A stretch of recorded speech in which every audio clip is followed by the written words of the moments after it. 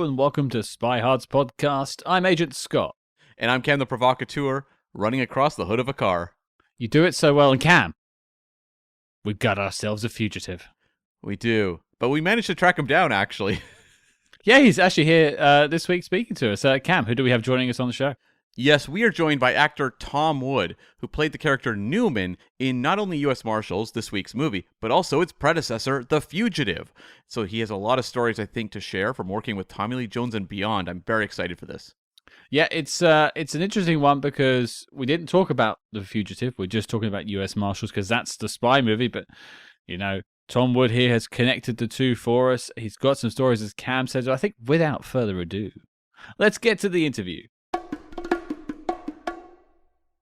And joining us now on the show, one of the stars of this week's film, U.S. Marshals, but you might know him from The Fugitive, Under Siege, Apollo 13. It is Mr. Tom Wood. Hello, sir. How are you? Hello, good day. It is a good day because you're on the show. It's better now. Thank you. We are diving into the treasures that is U.S. Marshals this week on the show, a film I don't think people talk enough about. But I think before we get to Marshals, we need to talk about Fugitive. Okay. But I want to know, how did Fugitive happen for you? How did that? Because I know you worked with Andrew Davis back on Under Siege. Was that the original connection, or how did you get involved with Fugitive? It was. I was up for a really great role in Under Siege, and then the script was still getting changed around a bit. So my character wound up getting killed in that film, unfortunately. But I had a really good connection with Andy and with Warner Brothers. And then The Fugitive came along, and I had just been in a skiing accident. I was on crutches. I was in a cast, and I was, stressed as to how and if and when I was ever going to work. So it was really great to get that phone call and just be like, we're doing this. Yeah, they did. It was one of the few jobs in my career that was just offered to me, and I was really grateful to accept. And we started filming, and I had the first stuff that we shot was when we show up at the train wreck, and and it was really uneven terrain, and my knee was just strong enough. So it was interesting. I mean, fortunately, I was really young, and it healed up pretty quickly, it was a bit of a whirlwind for sure. Was it intimidating to be on that set? Because, I mean, in some of your earliest scenes, you're watching Tommy Lee Jones give the famous monologue to all the, the authorities around him. And previously, you've worked with like Gary Busey and Steven Seagal. Like, for a young actor, this could be really intimidating. What was it sort of like? It's funny because I was just talking to my kids the other day about going to college as a double majored in drama and music, and I wonder sometimes would I have been better served taking those 4 years and just really investing them in a career, because it makes a difference how much time you put in the acting community, in the professional acting community, as to how your career goes. But so to answer your question, I think that my years of acting training really instilled a level of confidence in me, because I was really able to own what I was able to do. And perhaps it sounds arrogant, but I'm rarely intimidated by other actors, really rarely. Well, I think that actually shows a little bit with the chemistry I think you have with Tommy Lee Jones, which travels over to Marshals as well, because it clearly feels like you two have a bond, and that is kind of one of the relationships you feel in both films. But maybe coming away from what we see on screen, what was it like working with Tommy Lee Jones? Did you have much of a rapport, behind the scenes? We did, for sure. It's funny because I hadn't watched this movie in ages, and so I just watched it last night, and I was really struck. We do actually have quite a chemistry that they really exploited in a very positive way to the for that film. Those things either happen or they don't. For the most part, in my opinion, human chemistry is something beyond any of our control to a certain degree. But we did have a lot of downtime when we shot The Fugitive. It was basically every day was the marshals would come in at, between noon and 2 o'clock in the afternoon, because they would be, the script was in flux. And so they would, whatever location we were at that Harrison was filming at, he'd film first. They'd figure out, how to clarify the plot points, or spruce up, polish up the dialogue a bit, or whatever they needed to do. And then they would shoot, and literally it was so many times we would get on set, or and Harrison would be waving goodbye, and we'd be like waving hello, and the Marshals would all get in, and then we'd shoot that location. So there was a fair amount of downtime, and or off time, as a group. And so we spent a lot of time together as a group, and we did a lot of really fun group things, just great personalities, the whole original Marshals team. And it was such an incredibly unique experience, because rarely do you, especially in this day and age where there's so much really government and corporate control over what is allowed to be said in any script, in any distribution of any material anywhere. Back then it was still semi rare to for you not to have to completely adhere to the written word. But it was a very unique situation. So I demanded that we all kind of invest in each other greatly, because because we were all building together. And I think that's where part of that dynamic between Tommy Lee and I evolved. I think he just recognized that I was, Cam, as you said, I was, even though I was confident, I was still green to a large degree. And I think, Tommy sort of recognized how to exploit that, in the dynamic of the characters. And I was, although I was confident, I was still open to learning. And it was really just great to just observe, other actors' processes, and how they not only approach the work and contribute to the work, but also how they take care of themselves in the process, in the creative process, and in the very very challenging process of movie making. So I was very much interested in learning from him in that regard, and pretty much everyone was had more experience than me in that project. So those dynamics just kind of naturally fit into the character dynamics to a certain degree. And when you are joining this film, I would imagine it's being very much envisioned and sold as a Harrison Ford film. So I'm curious, like, on the script versus what winds up in the film, how much is like you guys kind of having that freedom to create that dynamic and kind of create a whole little world to yourself? Because as you said, they're busy shooting Harrison Ford up front and everything. We had a limited amount of freedom. Basically, it was the script I also write, and so I know that you cannot come up with your best writing overnight. Mm-hmm. And I know that script was evolving. Just I don't know if you knew the details, but it was basically Harrison came on board, and they already had a release date set, which never happens, and he had a window and blah blah blah. So, and the script, genuinely wasn't ready. It just simply was not ready. Mm-hmm. And only because of that fact, did it require that that it be adapted. And huge things changed. Just enormous shifts in the story. And the one thing that that is my understanding, this I don't know what passes for fact and gossip anymore, but back then the story was that the one thing that Harrison insisted upon coming into a production like this, that with that type of schedule, was that it be shot as chronologically as possible, so that nothing got, we didn't get married to anything in the first week of shooting that in week 4 we were going to really regret.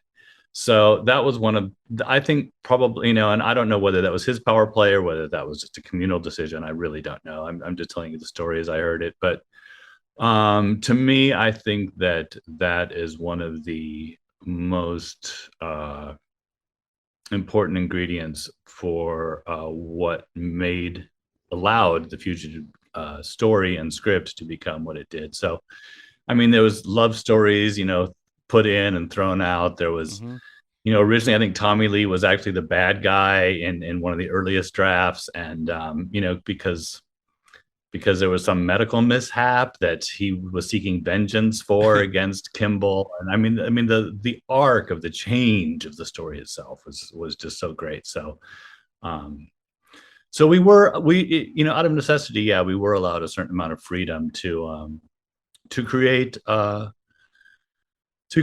be a part of the creation of that story, which I think really created what became that team of marshals. In addition to working with a star like Tommy Lee, who at that time was just really amenable to opening himself up to being part of a group. I think so many in this business, it's so easy to get isolated and distanced and defensive and protective. And I really, to this day, take my hat off to Tommy Lee Jones for being so accessible and available to all his fellow actors in that group, because it doesn't happen every day.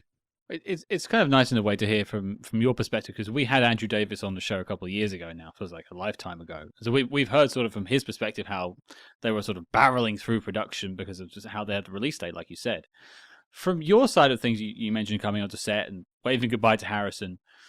Did you feel that pressure from behind, from Andrew and from the rest of the team? We had to get this done. There is no time to do 2-3 takes. We have to just push on through. I have to say, as you say, Andy's, you just use the word barreling. He's a powerhouse. He's a dynamic force of nature, Andrew Davis, and in such an enormous way, this film is the success of this film is attributable to him. Most importantly, because I don't know that there's many other directors who could have dealt with that kind of pressure and really kept things rolling at a pace where the film could get completed on time. And also, I mean, again, another personality that that in my opinion, A, trusts himself, B, is therefore able to trust those to whom he delegates, and C, as a result, he really has a hardworking, empowered team to that are then retroactively reciprocating his own trust and creating a real machine of hard work and getting the job done, for sure. And I have to just jump in as someone who is follically challenged, but does enjoy watching The Fugitive, because you have the best hair in the film. It is tremendous lock of hair you've got going on. You're straight out of the sort of Seattle grunge music scene. You've got, if you said you were a member of Pearl Jam in the early '90s, I would believe you.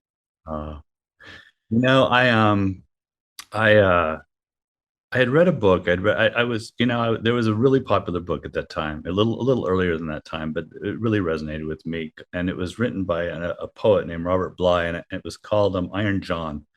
And it really chronicled, the journey of being / becoming a man through one's life, relative to this old fable about Iron John.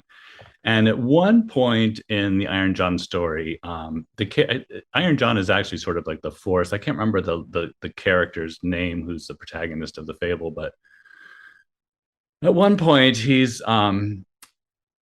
shows his hair.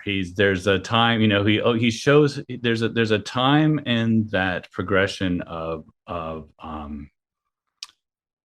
risk taking that that one embarks on in the journey of becoming a man, and at one point you are required to show your hair, and because hair is exceedingly powerful, and there's a time and then there's a time to not show your hair, which is most of the time. So when I approached that role, and I was just growing up my hair because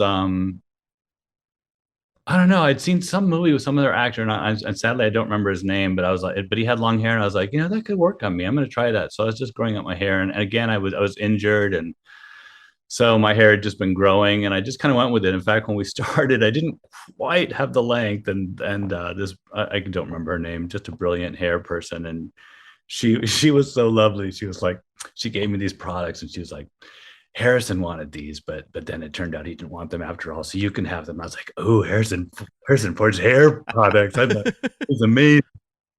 And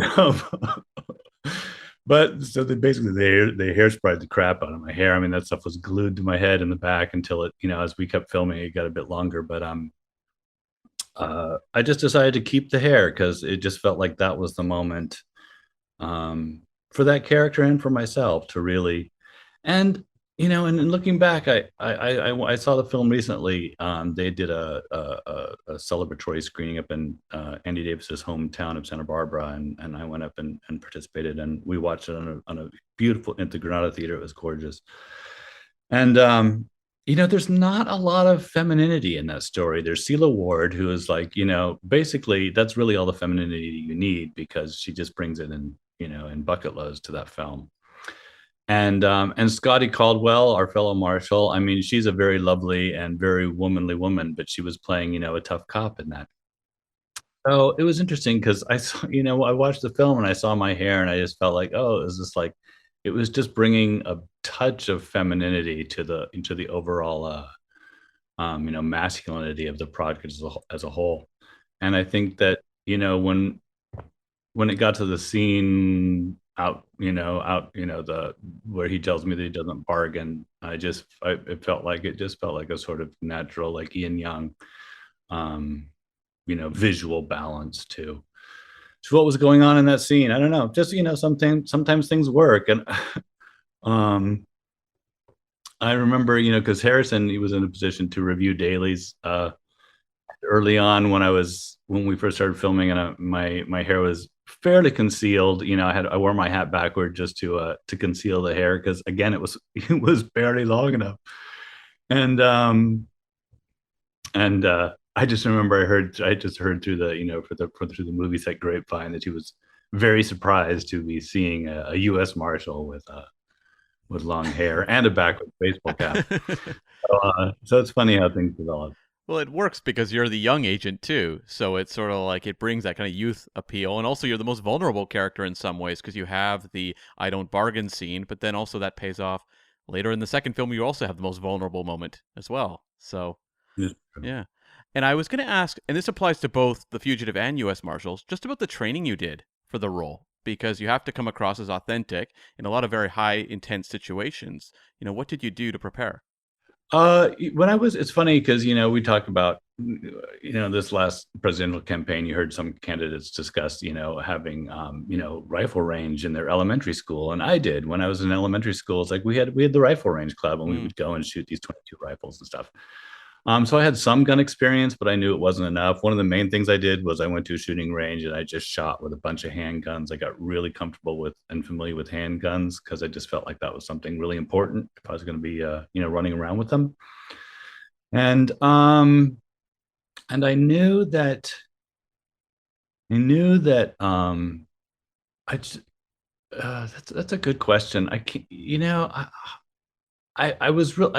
I didn't, well, going to that project, having worked with Andy already, I knew I could trust him. I knew I was going to be working with a director who I could fully trust, and so I didn't have any of that anxiety. So I didn't have to sort of like go through that process.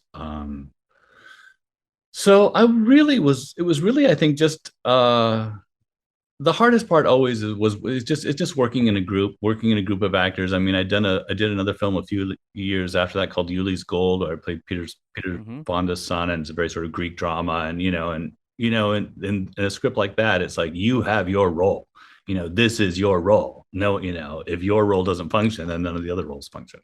In a script, in The Fugitive, you've got a group of 4 or 5 marshals, so we're all kind of sharing a role to a degree. In terms of, by role, I mean sort of, the energy and the force of the overall balance of the story. So I think the most work was really in just getting to know those other people and how to balance with those other personalities and actors to be able to most effectively fulfill, the requirements and function of our role as a team of U.S. Marshals, because actor personalities vary and on any given day, and so you have to it's a lot to navigate. And so I think really the investment in preparation, we got together. Joe Pantoliano is just such a lovely guy and a really smart guy, and he brought us all together in LA before we even traveled to work. We went to a lovely Italian restaurant in the Valley and just and just broke the ice and got to know each other. So it was really, I think, about learning how you fit in that team of other actors was the most important preparation in preparing for that. Well, I think then let's bounce over to a film that doesn't get spoken about half as much as The Fugitive does, which is U.S. Marshals. And some people will even be surprised to know that there was a sequel to The Fugitive sometimes when you mention this, which I find bizarre because I remember seeing this film pretty much when it came out, and I've watched it since, and I'm a big fan of a lot of what both films do.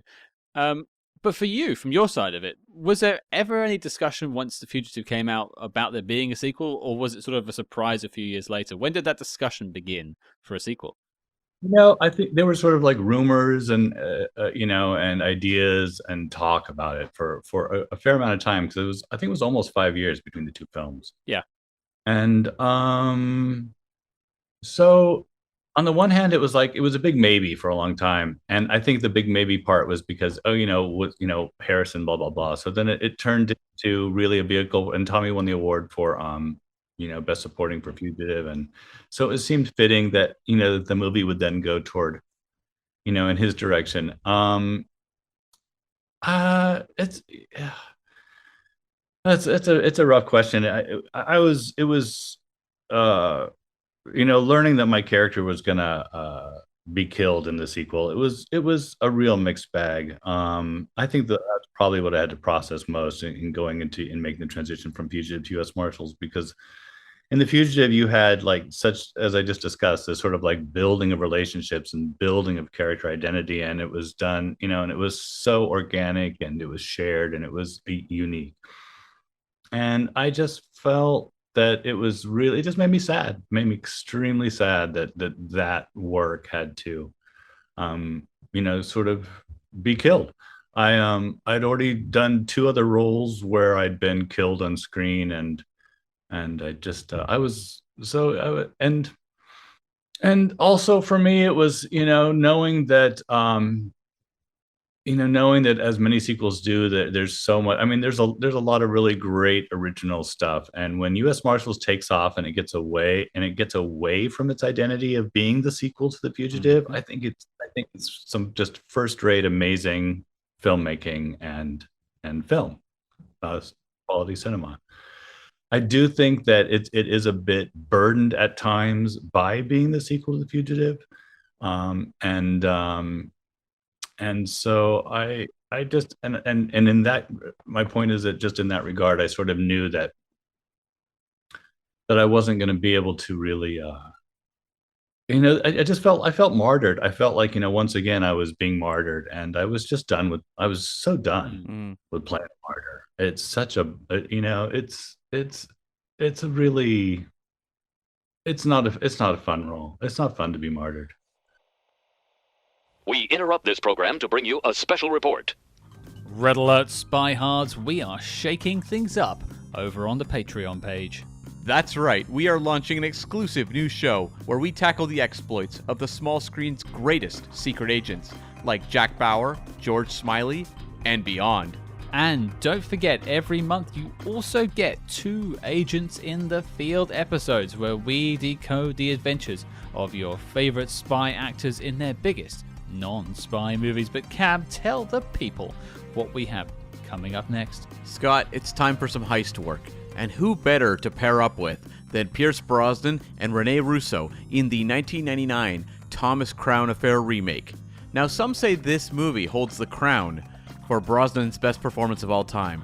Is that true? Is this truly an affair to remember? We'll find out. So strap on your Condor Man wings and soar into the future with us over at patreon.com/spyhards. But before Big O zaps us with a red pulsating laser, let's get back to the Spy Jinx.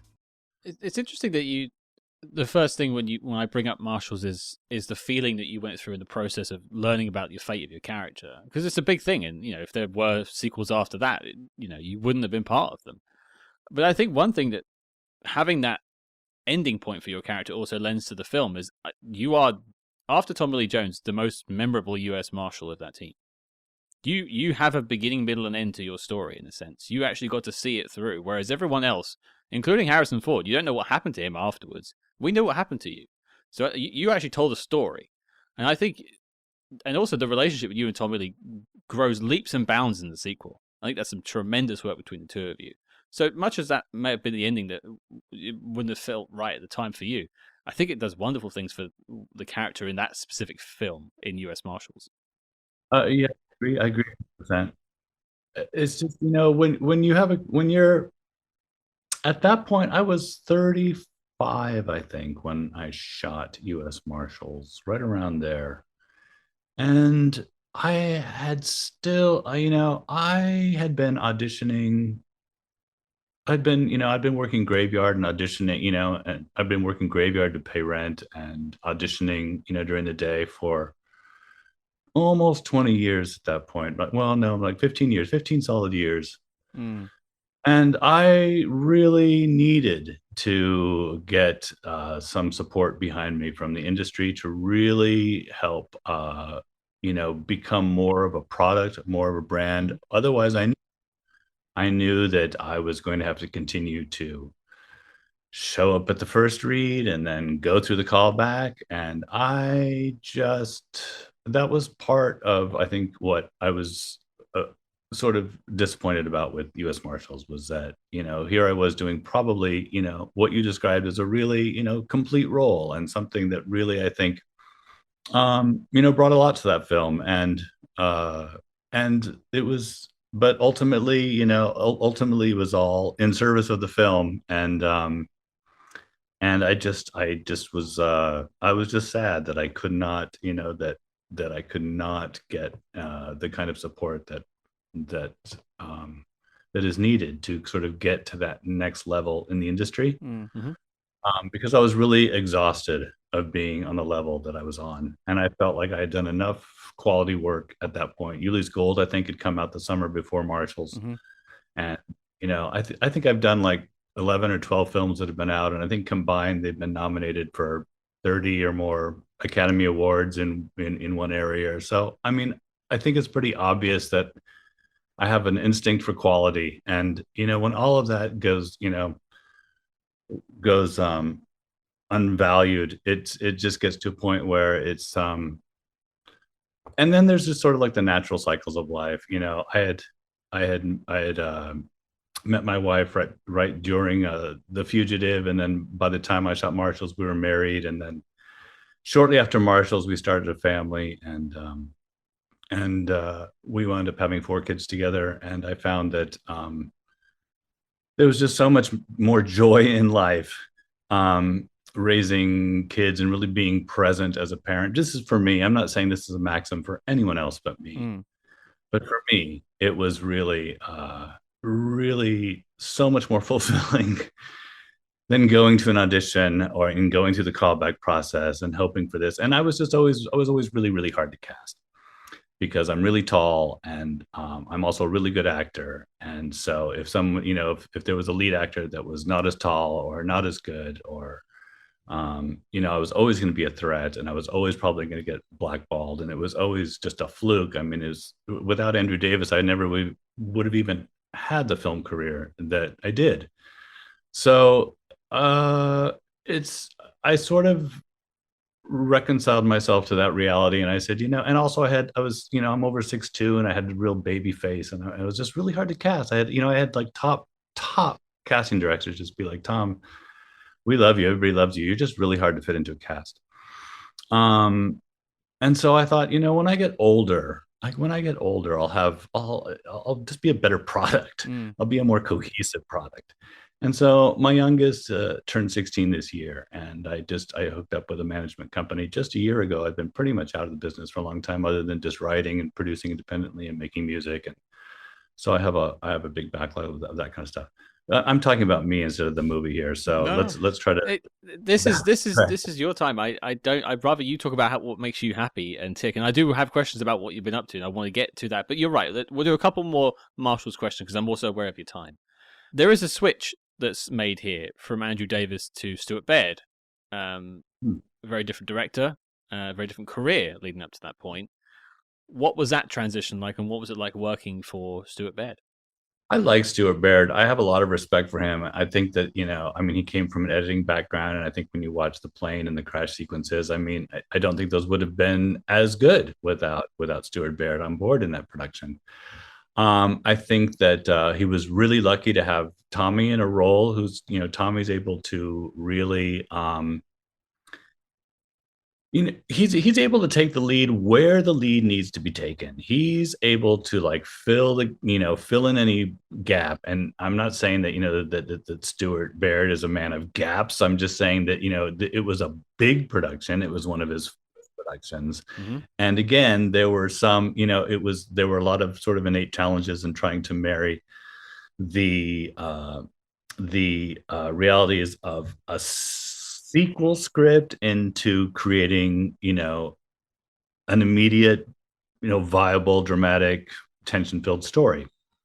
And I think that that Tommy was able to really step like just like little things, like the little stunt where we're in New York and we apprehend the vehicle to chase the guy in the cab, and Tommy runs out in the street and he stops it, and then I do it was about a week before then, and Tommy just came up to me and says, we're shooting this next week. He's like, do you have any ideas? And I was like, well, of course not, because I'm just eating craft service and I'm not thinking about this at all. And he was like, well, let's work on this. And so literally it's like we found the car that we're going to be in. It's like, what can we do? And we sort of we devised that that I would jump over the car, and then I would so we practiced that. So when we showed up in New York where they had 300 extras, we were able to get that shot, very efficiently. And, so that's, and I know that Stuart had a really good working relationship with his camera crew, with the entire, and all his gaffers. And just, I know that on the crew side of things, he was really sharp and strong and prepared. And so, I think that, having Tommy kind of like recognize where there might be just looking ahead, just having the ability to look ahead, like in the example I just gave. I think they worked really well together as a result, and I think Stuart was really able to bring his experience, and also really get the support he needed in the areas that were new, because he was essentially kind of a new director. Huge film. Well, you just look at someone like John Glenn, who edited a bunch of the Bond films, went on to direct them, and he did some fantastic action sequences through being an editor for so long, and that sort of played into that. And he did some of the best action of the sort of 80s Bond films. But Cam, I think you had a question. Yeah, I want to ask about, you have the team dynamic set up incredibly well in The Fugitive that you're carrying over. And then I was just curious about the addition of Robert Downey Jr. to the dynamic, because obviously now one of the biggest stars in the world, at the time was someone who'd had struggles, but was a known quantity. But, what was it like working with him at that point? At that point, I've always been a big fan. He did this movie Heart and Soul way back when that I fell in love with. Yeah. It was at first it was disappointing because we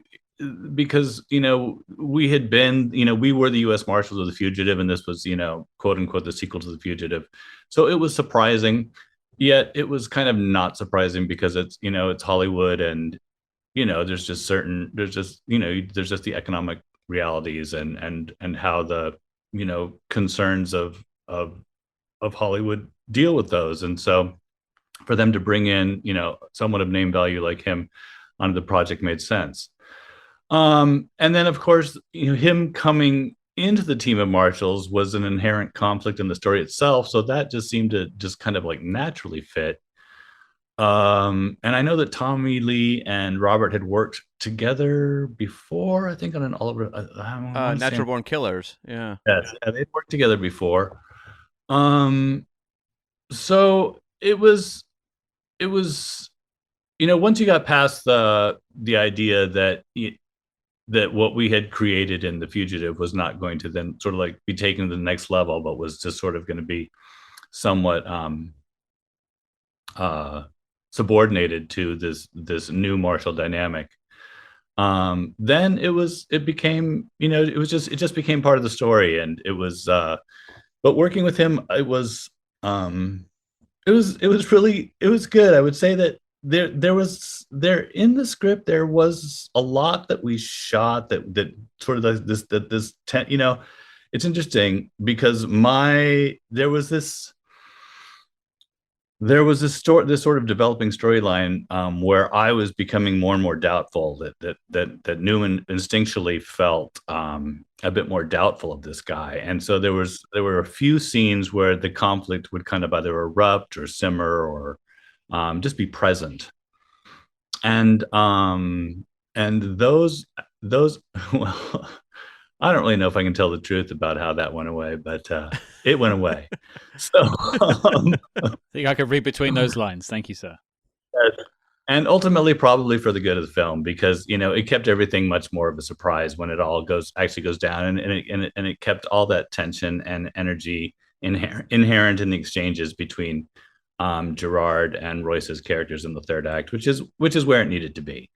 And it just. But the only reason I bring it up is because he's really strong. Robert Downey. We had a scene where we actually got physically combative, and I think both of us wound up a little bruised, which surprised me. And then when I watched the film last night, in the last act, when he comes in and he puts his mouth over Sheridan, over Wesley Snipes', he puts his hand over Wesley Snipes' mouth. I mean, you can actually see the white in his knuckles. I mean, he's really gripping that. So I've never, having come from the stage, I'd never really experienced working with an actor who he never went too far, but he would just go right to the line. And as I said early in the beginning of this discussion, just anytime I work with someone who has more experience than me, I'm open to learning. So I was like, oh, okay. And when I saw that again last night, I was like, yeah, it would look so dumb if his hand was over his mouth like that, and his knuckles weren't white. It would look stupid. So it's really it's just a little technical point there. But you asked about working with him, and that's that's what I remember sort of learning from him. And other than that, he was going through a lot of personal drama, and he was very sort of sequestered and to himself. And that was probably, but that seemed fitting as well, because what was interesting, whereas in The Fugitive, us group of marshals, our personal lives were at such a point where in that off time, we were all sort of just free to hang and be and grow together. Whereas in Marshals, sort of, the realities of most of our personal lives making that film is we all had sort of other things going on. We didn't have that kind of unity and time to spend, between shooting days, and so it all just seemed like a natural way for us to be. And so I don't think, yeah, on The Fugitive, it's like we were working in North Carolina. We went to these Native American events and rituals, and and we went on a fishing trip, and we really did things where none of that happened on Marshals. So it didn't seem, it just seemed like just the natural, organic way of working on that. Just that I didn't really have a chance to really get to know Robert, or it was just, but none of us were really sort of, it just wasn't the same. The weight of expectations on the sequel versus the original, I would imagine, also just makes it a little more, in some ways, intense in that regard. Cam, that's probably what I was alluding to earlier. I mean, for me personally, just what I had invested in this character. I mean, it's funny. I watched the film last night, and one of the last lines is Tommy Lee says, "Let's go drink a toast to Noah Woodrow Newman." And when we shot The Fugitive, it was like Newman didn't even have a first name. So while we were hanging out in North Carolina, I was like, I think I get to name my own characters. Like, his name's gonna be Noah. And then there's a scene in The Fugitive where we're off to get a clue, and Daniel Roebuck as Hicks, he says, not Hicks, sorry, I'm blanking, Briggs. He says, "Oh, Woody." and so I was like, well, I guess my character's name is now Noah Woodrow Newman. And that was just something that I did for myself, just to maintain the believability, because that's kind of how my actor head works. And and so I was really shocked last night to see that, to see that full name, because oh, and I lost the point now. But Cam, your question was Just the expectations and kind of a more intense environment. yeah. So as I said, I was sad because I really felt like that was, it's not often. Usually you go in and you show up and you have your role and you have your lines and you fulfill your function in that story, and then you go. And as I said, The Fugitive was so unique in that we got to really create those characters. I named this character. We created these dynamics, and so it just seemed like I was, that it was sad. It was just sad that was going, at least for me, because my character was getting killed, that it was going to, and that was also part of having the additional Marshal come in the form of Robert Downey Jr. Just that was, so when you say expectations for the sequel, it was, my expectation for the sequel were on a sort of naive, wishful level of, that all that wonderful, unique, organic, growing acting experience of being part of that team in The Fugitive would continue in U.S. Marshals. And so that to me was that was my expectation, and that's what was sad to not have fulfilled. Right. It reminds me of interviews with Joel Schumacher talking about doing Batman Forever, where he said they had an absolute ball creating that world, and it was a huge hit, and the second one was just not fun. He just found he was just crushed by the expectations and so much more attention being paid, because now it's a very important movie they're making.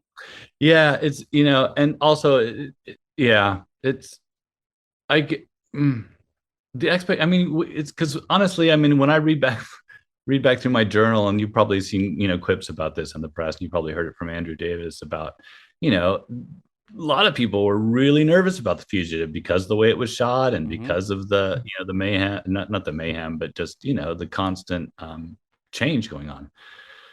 Were really nervous, how it could impact their career. And I remember in my journal on the Fugitive, I was like, I'd just come off of Under Siege, which was a really huge surprise hit. And it was like, and I was, I look back in my Fugitive journal and it's like, oh, well, it's okay to be in a dud. It's okay to, to be in a moment. Okay.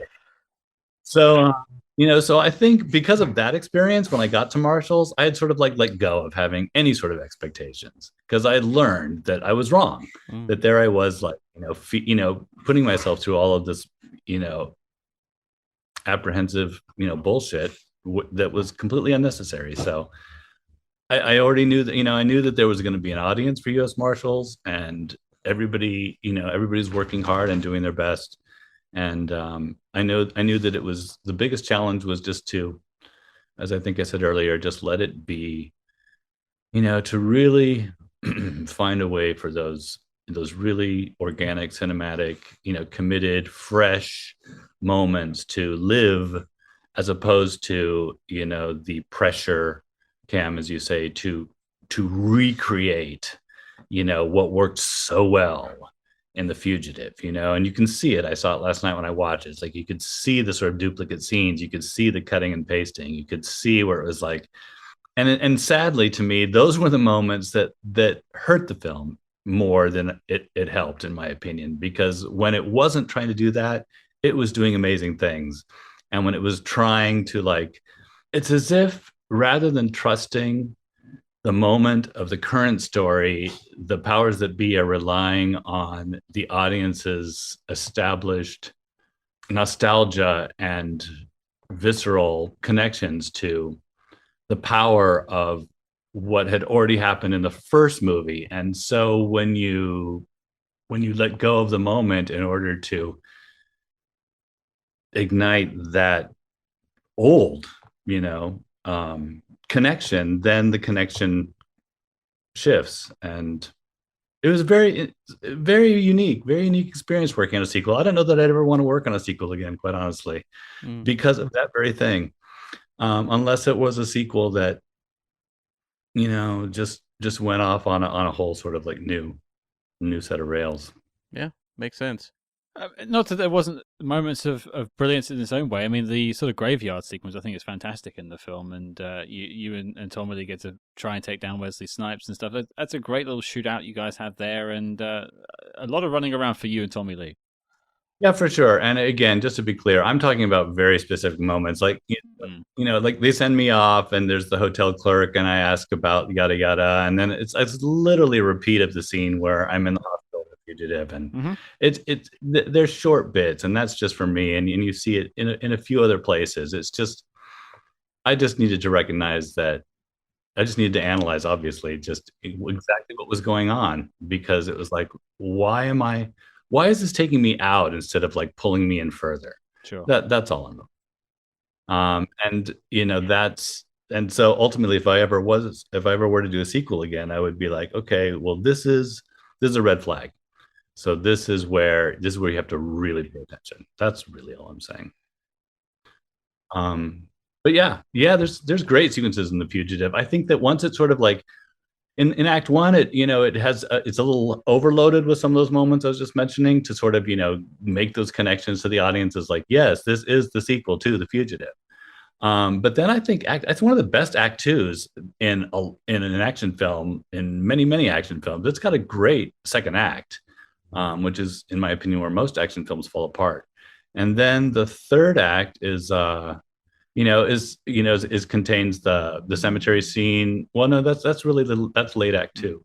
The third act is and then the third act is, it all revolves around the surprise of my character's death. So that that breaks new ground, and it's not striving to recreate those as many moments from The Fugitive. So yeah, there's a lot of great stuff in U.S. Marshals. It's to this day I get people. I actually have some people tell me that they prefer that film over The Fugitive, which I don't know if I always believe them, but it is a really, really solid film. And I also remember being like, there was such an industry bias too when it came out, which was also sort of sad. It was just like, oh, it's a sequel to The Fugitives. It's a sequel, and I know that there's a lot of people in the industry that didn't even bother to see it because of that fact. And yet, once again, this was the most screen time that I had personally had in a major motion picture. So that was a bit frustrating.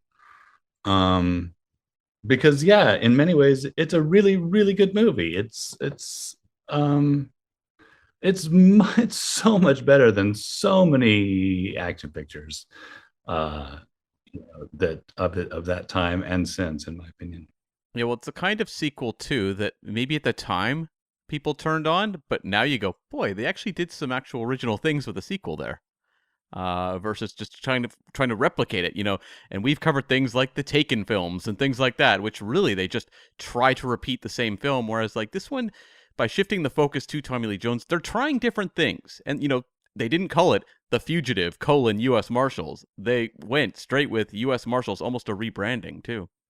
They did. And, I agree. And in that way, it really is kind of unique as a sequel. And Scott, when you said before that, a lot of people don't even know that there's a sequel. And I think that's partly true. And so the film, it does stand on its own. I'm surprised you wanted to talk to me about this film. It's not something that I've really even thought about in a long, long time, this film. I had just sort of again, it was the third time I'd been killed, and a lot of my characters had been killed, and at that point I'd had enough acting experience as a younger man to like really revel and find real joy in the craft of transforming as an actor. And really after Marshals, it became very clear that the casting community had sort of, as they need to, because they've got so much to deal with, they put a label on you. And so basically I was just being seen for like characters that were getting killed right and left. And so I really just, shifted, as I said, I really just invested in being a family man, because as I mentioned the Iron John fable earlier, there's other inspiring traditions in other cultures, and you can't. I don't even know if you can talk about. I don't do many interviews. I don't know if you can talk about like other cultures these days without being accused of appropriation, but in my, I just always, I've always had, and I've never done a genetic thing. I don't know what my genes are, but I know that throughout my entire life, I've had the most powerful and memorable dreams I've ever had have dealt with Native American imagery. And in a lot of Native American cultures, of course, there's many tribes and many cultures and many traditions. But a man raises his children in those cultures, and so when I had children, I just deeply felt that it was my path to raise my children, not have someone else do it, and not like expect my wife to do it. We did it together, and so that. But of course, I still needed a creative outlet. So I'd always loved writing, and I've found, and I still write to this day. I write all the time.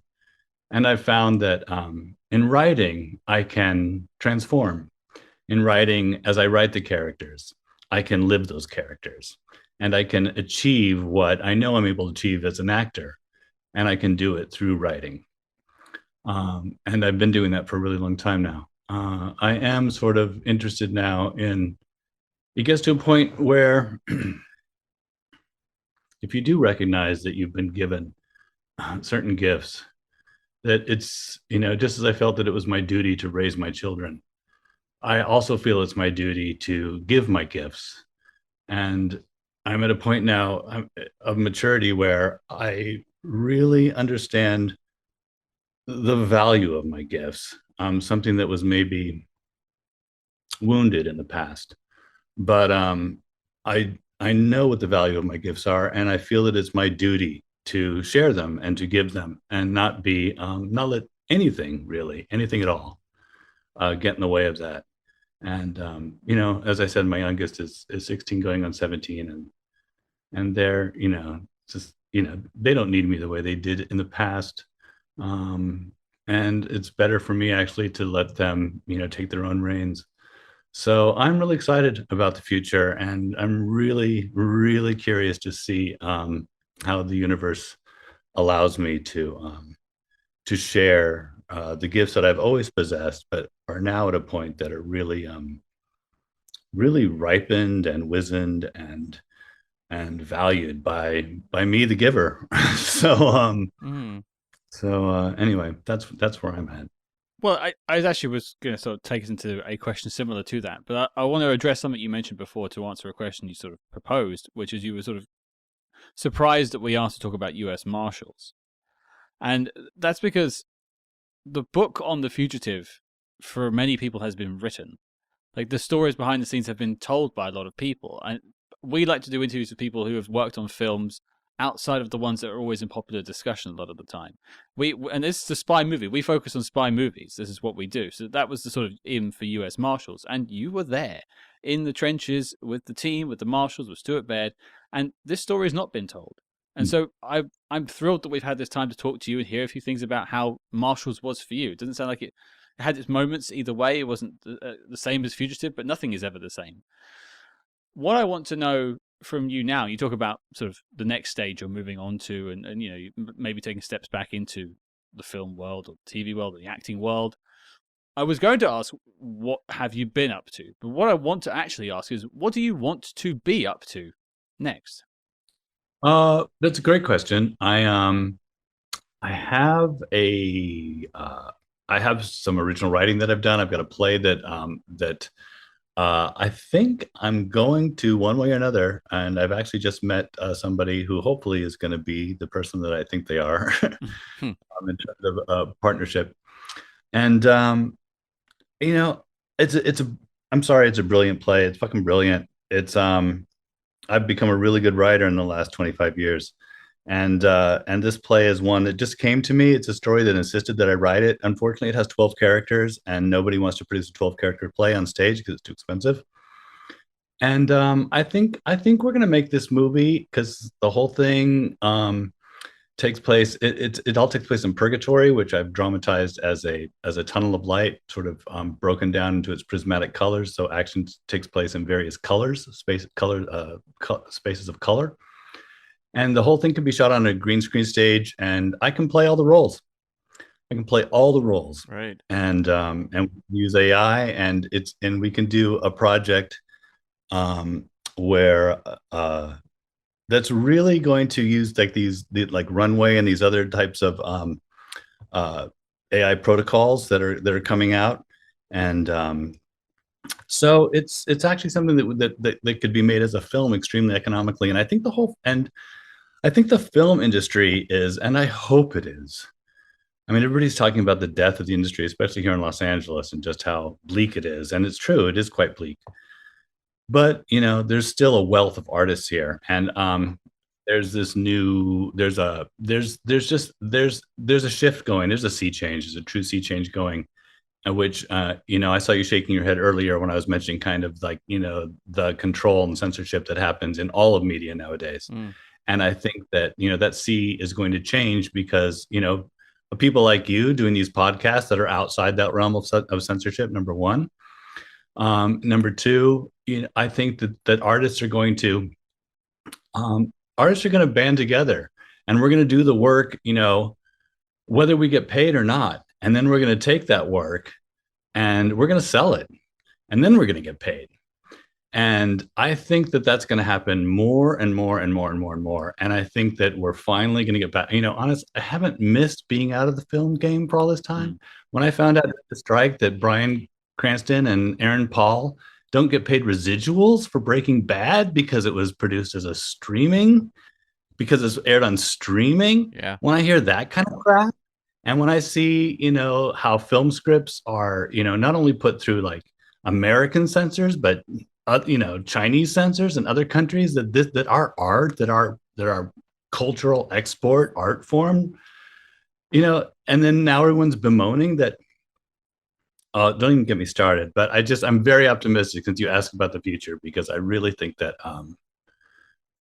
artists are going to get to speak again, and that's what I'm going to be. I'm going to be an artist who gets to speak from the place that art speaks best, which is, as Shakespeare said, it holds a mirror up to the world, and it hasn't been allowed to do that for a very long time. And I think the world we live in needs as many mirrors as possible to expose what needs to be exposed, because there's it's been a wild progression from the civil rights movement to where we are today, and the levels of control. And I mean, my kids use their tech, and their faces are on there and their thumbprints are on there, and there's this department store, and I'm even going to name them, Ross department stores. It's like you leave a Ross department store and they have printed signs now that tell you have to show your receipt. And I see these women Christmas shopping with 4 bags, unloading and, overstressed, trying to show their receipts. And that's fucking against the fucking law. That is in violation of the Fourth Amendment and a right to privacy. And Ross Corporation has no right to ask anyone to show a receipt as they leave the store. And yet our rights are getting corporate policied right and left. And, my grandmother was, she was a member of the DAR, the Daughters of the American Revolution. And my ancestry goes back to the revolution. And I have ancestors who died for these freedoms. And I'm not giving this shit up. So the work I'm doing ahead is going to be, is hopefully going to, allow our humanity to become empowered the way it needs to be empowered, so that we don't lose any more than we've already lost. I think my last question it almost feels a bit flippant after what you just said, but it is a question that we've asked every single person that's ever been on the show, so I can't let you go without me asking it. I'll have to sort of drag you into answering. As I mentioned, we talk about spy movies here every week on Spyhards, and we want to know from you, Tom Wood, a man who writes, acts, has seen a lot of films in his life, I'm sure. What is your favorite spy movie of all time? I've listened to a lot of your shows, but I never actually listened to the end. I listened to more of a variety, and they are a bit long, so I'm surprised by this question, so forgive me for not being prepared. That's okay. Everyone is surprised usually. I loved the James Bond films growing up. But they all became sort of like one film in a way. Hmm. I've never taken the time to go back and parse them. I thought Casino was fantastic. The remake of Casino with Daniel Craig. Yeah. I thought that went to like that covered so much new ground in the spy genre. Um, and Javier Bardem was in that, I think. That's Skyfall. Okay, I think Skyfall then. I think Skyfall really no, because yeah, I mean I liked Casino, but yeah, it was still a bit more formula. I think Skyfall actually like it broke the mold. It took everything, it progressed everything. And so I just think as a modern thinker, I would have to say that um that's probably my favorite. It's a great pick, and it was a beloved movie too. Yeah, it evolved the genre in my opinion, and Daniel Craig, he evolved the archetype, and yeah, it was just great. I mean, that film is sort of the synthesis of the Daniel Craig Bond and also the older style of Bond, because it was the 50th anniversary as well, so it's all kind of like a melting pot of stuff happening in that film. Yeah, yeah. I know there's some spy films I fell in love with as a kid, but I just don't have that kind of brain. I know you guys do. I'm so impressed when I listen. I don't have that kind of. I can't keep all that stuff in my brain. I take my hat off to you. You don't want to know what we've lost. We've Yeah. lost so much important information from our brains. Tom, it's been a genuine pleasure to go back through Fugitive, U.S. Marshals with you to tell some stories about a film that I think people should be checking out, which is U.S. Marshals. And just to hear sort of about what you've been up to as well and what you've got planned for the future. I hope that all pans out for you. And I know Cam was going to mention another film to you, but you already brought it up as one of your favorites, which was Ulee's Gold. Yeah. Cam, I was going to mention that one to you, so I'm glad you brought it up, because I was going to say, like, what another film you're proud of that you've done apart from Fugitive and U.S. Marshals, and would that be sort of the one you'd pick for maybe people to check out after this? Yeah, definitely. But just because it's worthy. It's so worthy of checking out. Um, the Greeks invented drama, and they were the best at it. And it's a Greek drama, Ulee's Gold. And when you have that, I mean, and I've seen some of those. There's been some recently too, in some of the streaming stuff. But yeah, Ulee's Gold, and yeah, it's and again, because not and the director Victor Nunez, I mean, just a really prophetic guy, and he made the film to chronicle what was happening to the state of Florida and what was happening to the environment, and so it covers every base. It covers family drama. It has the tension of ancient Greek storytelling, and it addresses, our modern, very real challenges, all in a really, really nurturing kind of storytelling that you don't see every day. We could certainly do with a bit more nurturing these days, I think. And I think that's a perfect note to leave us on. Tom, it's been a genuine pleasure. Thank you for sitting down with us. That's my pleasure. There you go, folks. That was our chat with Mr. Tom Wood.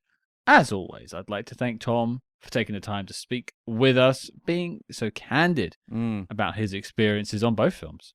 Yeah, and that was something I really appreciate in interviews like this, where it's someone who is involved in the making of a film that actually has like an emotional connection to the material or to the experience of making it. Because it's one thing to bring someone on who kind of gives you the checkbox list of, yes, I worked with so-and-so, yes, I was directed by so-and-so, here's what that was like, yada, yada. Whereas, like, you could really tell that Tom, took our questions and spun them into, stories and kind of the emotional journey of not only making like a hit movie like The Fugitive, but also like a sequel that maybe doesn't have the kind of fanfare waiting for it at the end of the line that the original does, and what that kind of meant in terms of his own life journey.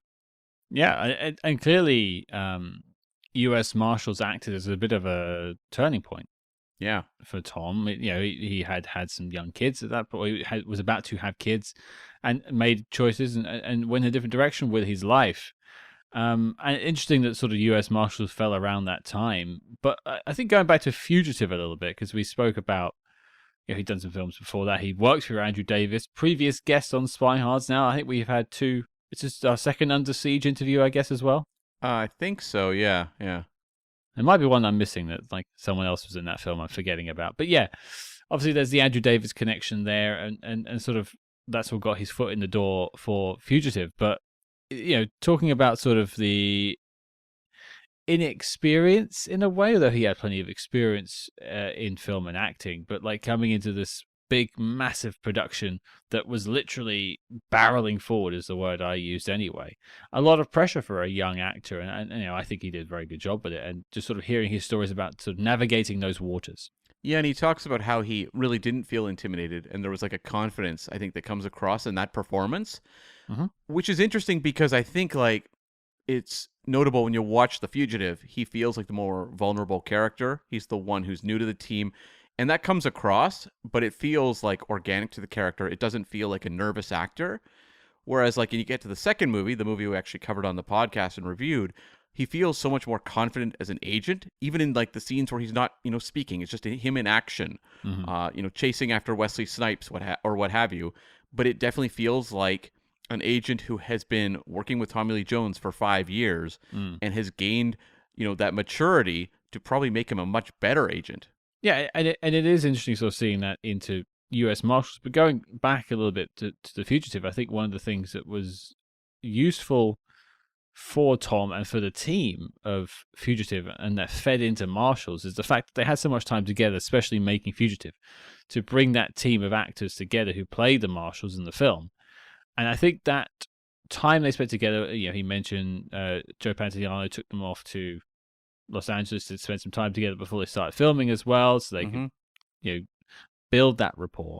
And I think that camaraderie between the actors shows in the film, plural, as a camaraderie between sort of people who are dishing out law enforcement, I suppose, but they are in any job working together and they're relying on each other, and I think that does come across in both films. So invaluable that they got to spend all that time together. Well, you can see why the studio felt like they had some actual confidence in making a sequel and bringing that team back and being able to put the weight of the story on them versus the original, where it was very much we have Harrison Ford, that is our leading man. His face is all over the posters.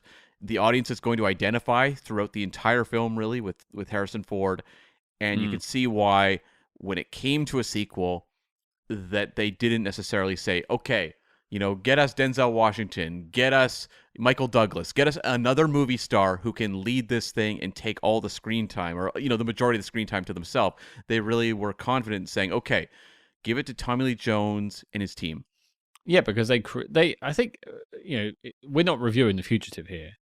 But one thing I think The Fugitive does very well is especially Tommy Lee Jones, is they manifest a life for the Marshals team.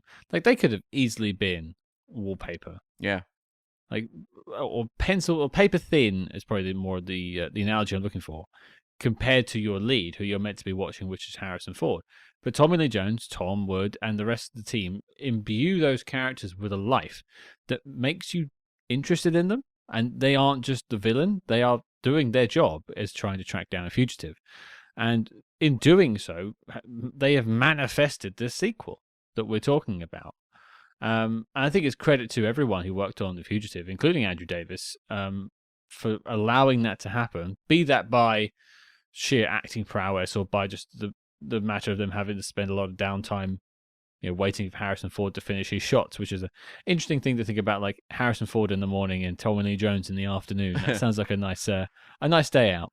It does. And I was just thinking, like, contrast what The Fugitive does with the Bourne series. Similar thing. You've got a guy on the run, played by a Hollywood star, and you have the people chasing him. Now, they give a lot of attention to Joan Allen or David Strathairn or Chris Cooper in their films, but what do they really do with the team around those people?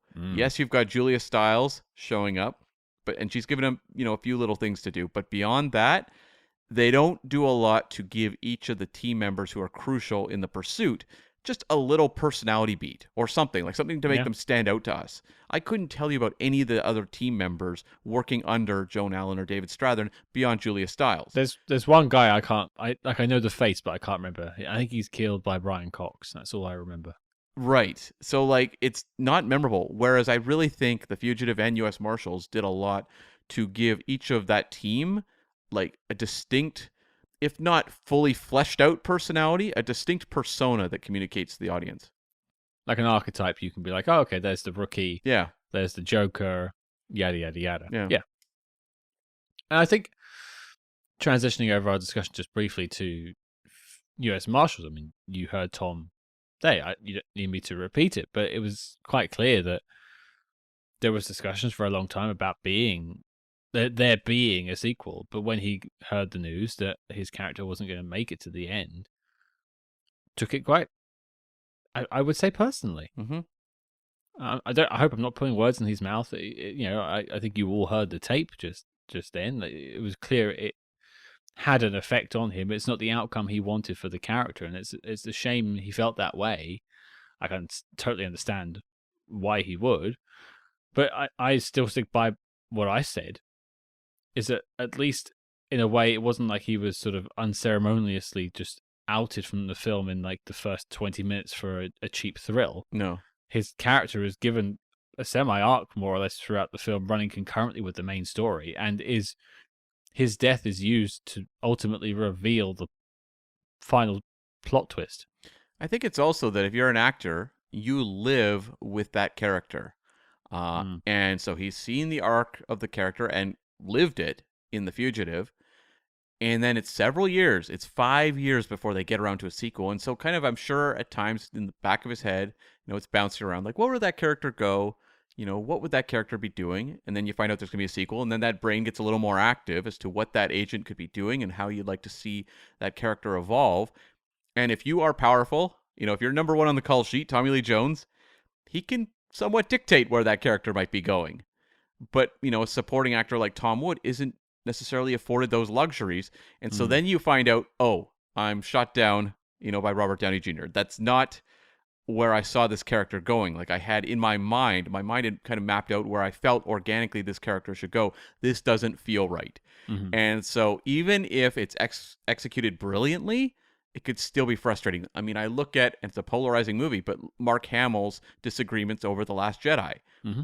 Now, Rian Johnson, if you ask him about the reasons in terms of the evolution of Luke Skywalker, he'll explain it beat for beat why it felt right and organic to him. But it's not what Mark Hamill had lived with for all these years and where he saw Luke being. And so you can see how a clash emerges. And I think this was kind of an example of that. And so, yeah, you feel bad because you want to think with any movie that an actor's going in and being given material that they're happy with and that they can be excited to show up every day and perform. But then sometimes this sort of thing happens where you don't necessarily see eye to eye with, the writer or the director in terms of where that character, where you'd like to see them evolve. And speaking of the director, the only thing I was sort of keen to dig into is Stuart Baird, and you and I have a bit of a colourful history with Mr. Baird that is mostly for offline. But I'll leave that tease there for you all to think about in your dreams tonight. But it's interesting to hear about like how he was as a director. And I've always been curious about that because Cam and I, Red Alert, we met at a Star Trek convention, if you didn't know, and Stuart Baird directed Star Trek Nemesis, the 10th Star Trek feature film, and ostensibly it was a disaster. Yes.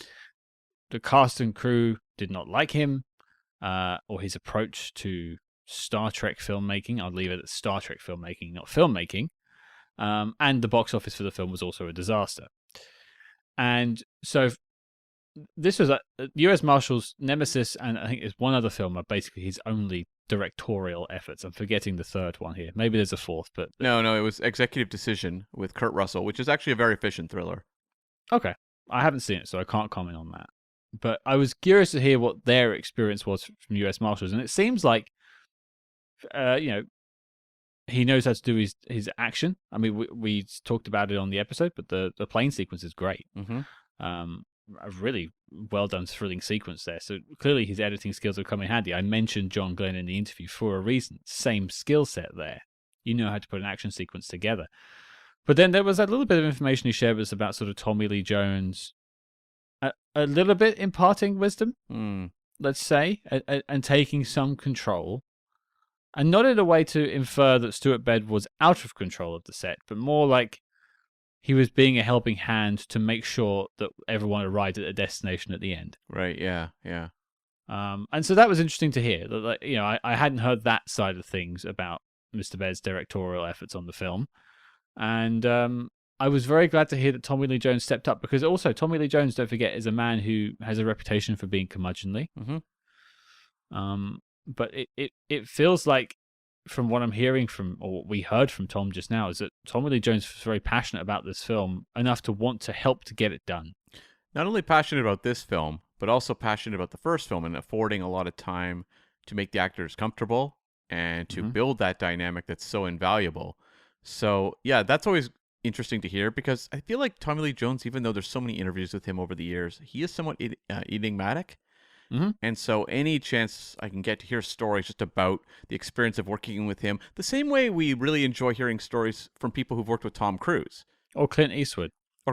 There's like the public face that we all know really well, but we don't necessarily get a great sense what's going on underneath the surface. No. And I think interviews like this really help, in this case, flesh out Tommy Lee Jones a little more in terms of our understanding. But, you know, overall, I think, you know, I said this to Tom on the interview. I keep quoting myself on the same episode. You've already heard me saying it, folks. You're probably sick of hearing my voice.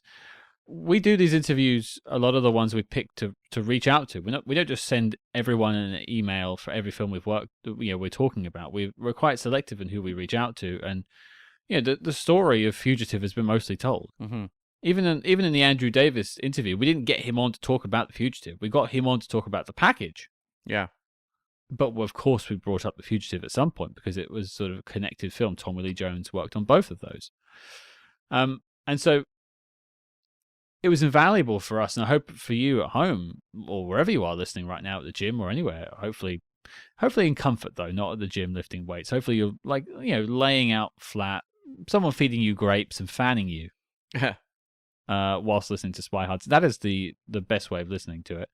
I hope it adds to the discussion on a film that maybe doesn't get as much love online, or is spoken about half as much as The Fugitive is. And I'm glad that these interviews can help add to the picture of that film's history that maybe isn't spoken about as much. Yeah, definitely. I mean, that's always the goal with Spyhards. It's awesome when we can have people come on and flesh out a Bond production, but a lot of people are covering Bond. And I'm always excited when we get to do interviews like this with U.S. Marshals. Go to the Wikipedia, people, and look up U.S. Marshals production notes. There's like next to nothing there. And so getting these stories is invaluable. Or I think of a movie like Gotcha, the Anthony Edwards comedy spy film, which we had Jeff Kanu, the director, on. And that's not also a film with a lot of conversation going around in terms of its production, but we were able to help add to the conversation.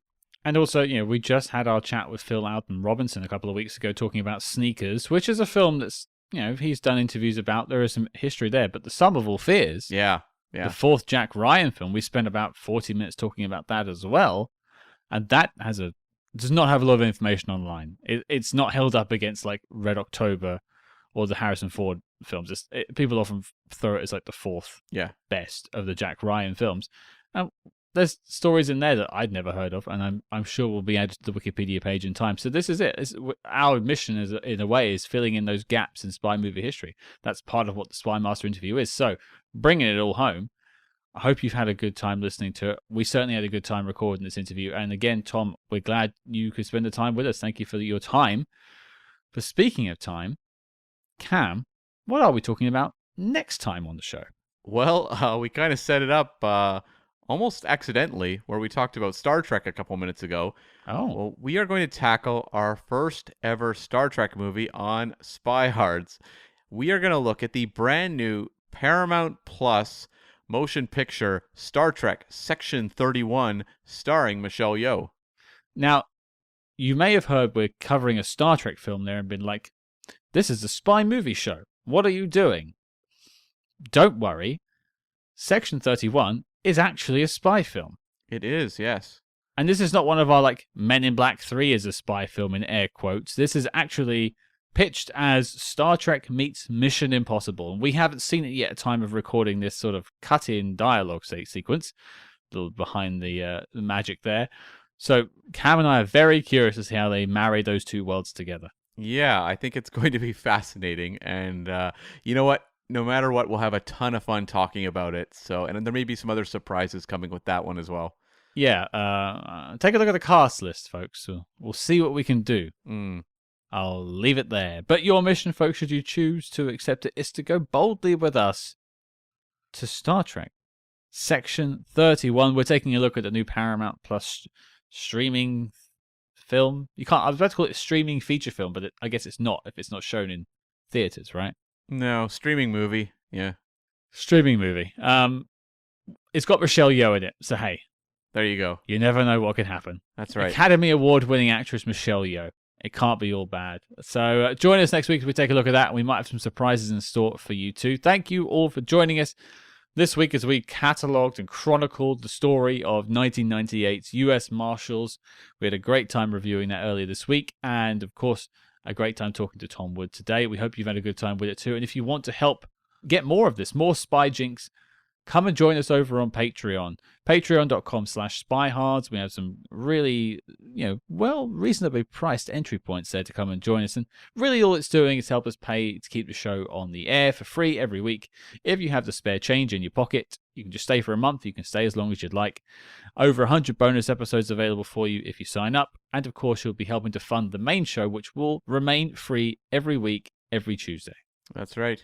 And if you'd like to continue the conversation, join us over on social media at Spyhards. That's SPYHARDS on Facebook, Instagram, X, Blue Sky, anything really you can think of.